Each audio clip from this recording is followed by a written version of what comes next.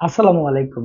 আজকে আমি আলোচনা করব, অনেক গার্ডিয়ান আমাদের কল সেন্টার বা আমাদের যারা সহকারী চিকিৎসক আছেন ওনাদেরকে কল করেন।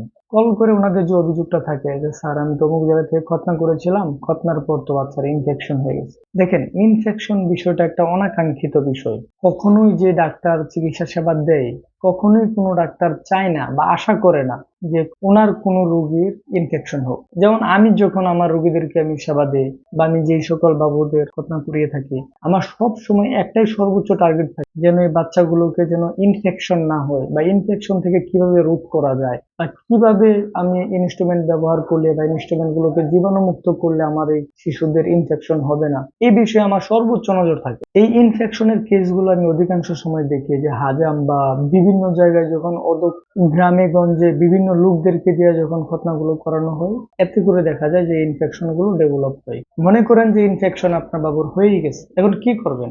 ইনফেকশন যেহেতু হয়েই গেছে, এটার জন্য যত দ্রুত সম্ভব কোনো একজন ডাক্তারের শরণাপন্ন হবেন। ডাক্তার দেখবে, দেখার পর এই ইনফেকশন থেকে বাচ্চা সুস্থ হওয়ার জন্য যা যা পদক্ষেপ নেওয়া দরকার একজন ডাক্তার আপনাকে সেই সেই পরামর্শ দিবেন এবং সেই মেডিসিন গুলো আপনাকে প্রেসক্রাইব করবেন। কখনোই বাচ্চার ইনফেকশন হয়ে গেছে এটা নিয়ে বসে থাকবেন না, কারণ যেহেতু পেনিস খুবই সেন্সিটিভ একটি জায়গা, আর পেনিসে যদি ইনফেকশন হয়ে যায় তো ওই জায়গাটা সবসময় কাপড় দ্বারা ঢাকা থাকে।